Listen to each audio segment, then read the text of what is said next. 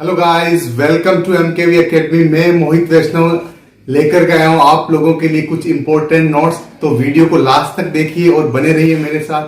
जितने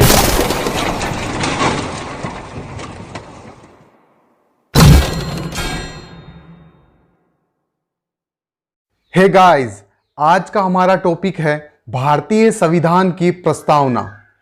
प्रस्तावना का स्रोत अमेरिकी संविधान है। भारतीय संविधान की प्रस्तावना उद्देश्य प्रस्ताव पर आधारित है, यानी कि 13 दिसंबर 1946 में पंडित जवाहरलाल नेहरू ने संविधान सभा में एक प्रस्ताव रखा जिसे उद्देश्य प्रस्ताव के नाम से जाना गया, और इस प्रस्ताव को 22 जनवरी 1946 को स्वीकार कर लिया गया।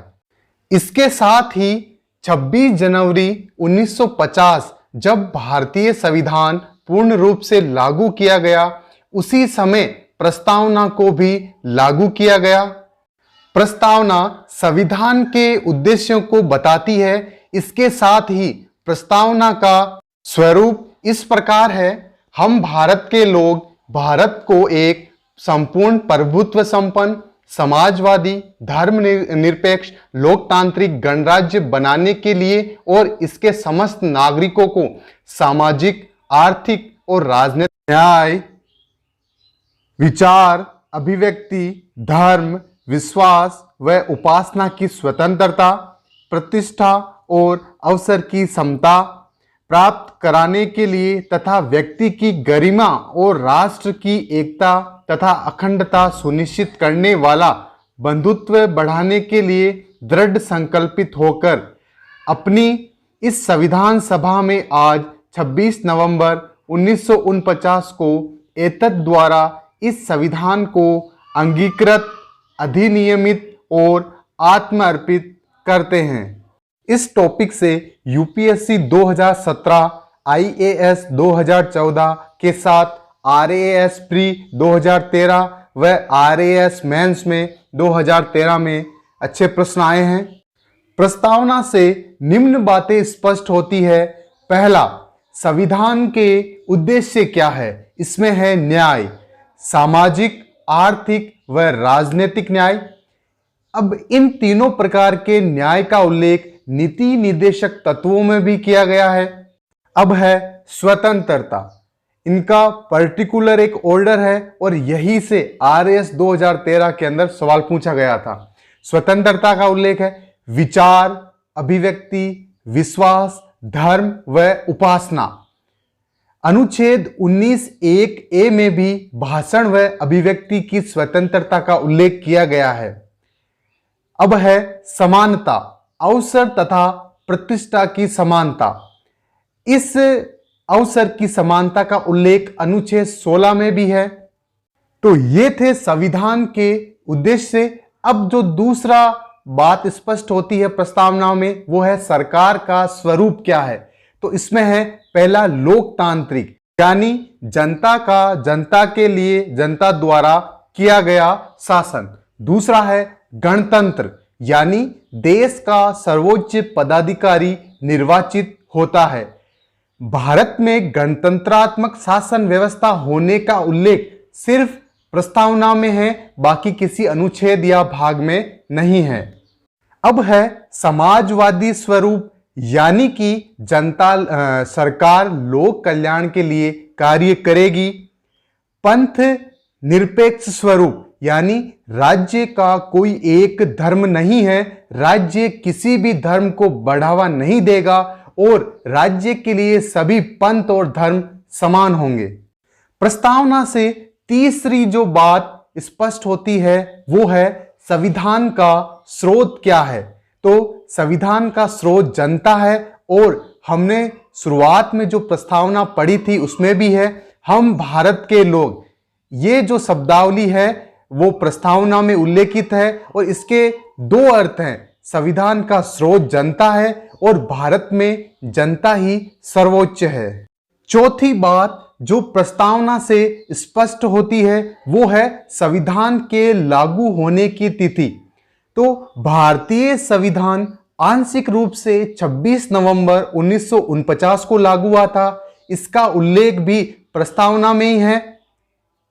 तो प्रस्तावना से ये 4 बातें पूर्णतया स्पष्ट होती है। अब हम प्रस्तावना से संबंधित कुछ महत्वपूर्ण बिंदुओं को समझेंगे। सन 1976 में प्रस्तावना में 3 नए शब्द जोड़े गए थे, जो थे समाजवाद, पंथ निरपेक्षता और अखंडता।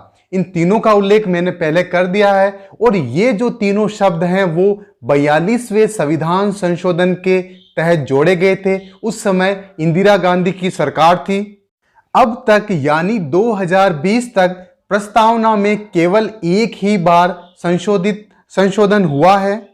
अब मैं प्रस्तावना में आए मुख्य शब्दों का उल्लेख करूंगा। पहला है संप्रभुता।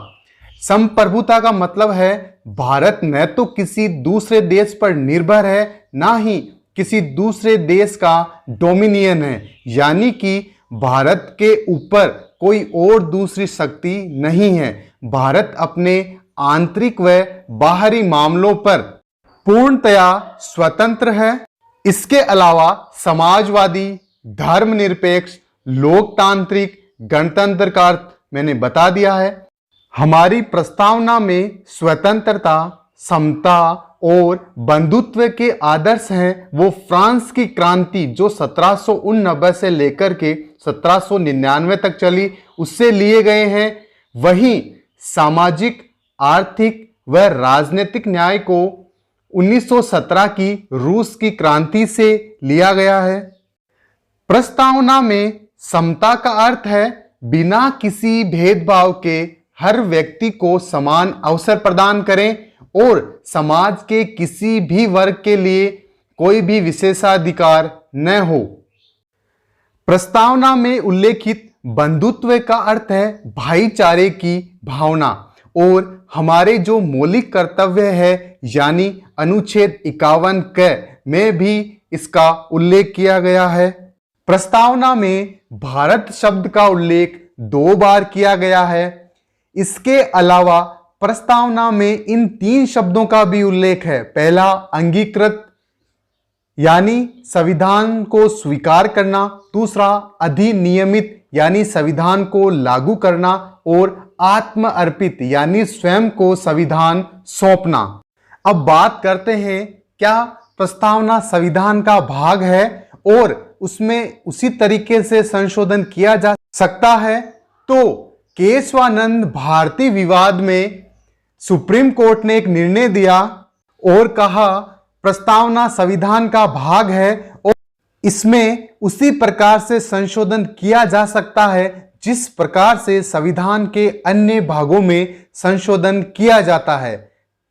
लेकिन इस निर्णय में सुप्रीम कोर्ट ने एक सिद्धांत दिया जो था आधारभूत संरचना का सिद्धांत, यानी संसद संविधान के मूल संरचना में संशोधन नहीं कर सकती। इसके अलावा 1995 में LIC ऑफ इंडिया के मामले में भी सुप्रीम कोर्ट ने कहा कि प्रस्तावना संविधान का आंतरिक हिस्सा है। तो इस प्रकार प्रस्तावना में केवल एक ही बार संशोधन किया गया है 42वें संविधान संशोधन के तहत, जिसका उल्लेख मैंने पहले भी किया है। तो गाइज ये वीडियो प्रस्तावना का फुली सेपरेट वीडियो है जो प्रस्तावना से संबंधित सारे टॉपिक्स को अच्छे से कवर करता है। तो इससे संबंधित कोई भी प्रश्न हो या क्वेरी हो तो आप कमेंट बॉक्स में आकर जरूर लिखें। चैनल को लाइक करें, सब्सक्राइब करें